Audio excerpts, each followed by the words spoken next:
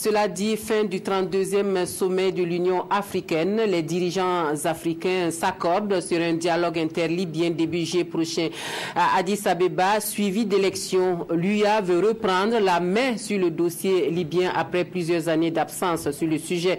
La paix et la sécurité en Afrique, la zone de libre-échange continental, la réforme de l'institution sont les autres points abordés à ce sommet. Le reportage de Jean-Eudes Bayala et Maxime Zongo.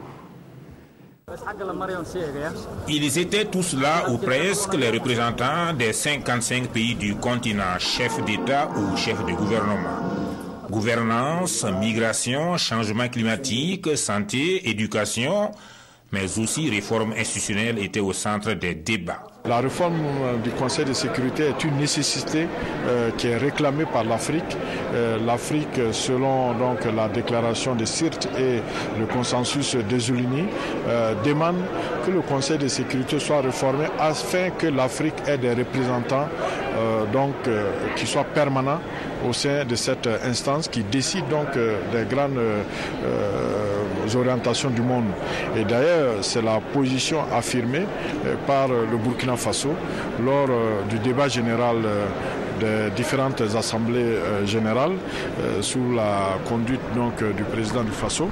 De la sécurité, il en a été beaucoup question lors de ce sommet. Notre pays était en première ligne, surtout que le Burkina Faso assume la présidence du G5 Sahel. C'est une participation qui est positive à tout point de vue pour le président Roch-Marc Christian Kaboré.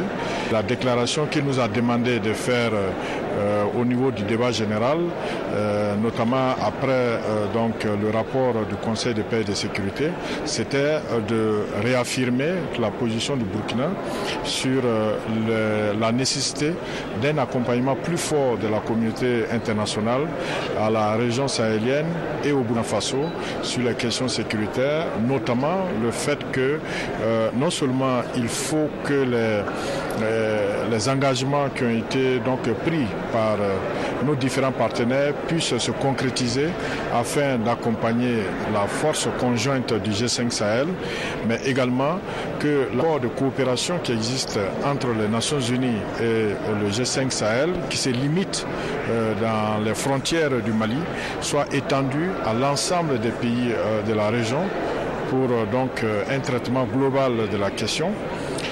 Et par ailleurs aussi, la question qui est toujours d'actualité, celle d'un mandat sous le chapitre 7 des Nations Unies, lequel mandat permettrait donc au G5 Sahel d'avoir des ressources sûres, obligatoires et pérennes, au lieu qu'on soit à chaque fois en train de rechercher les voies et moyens, quelques moyens pour équiper nos forces.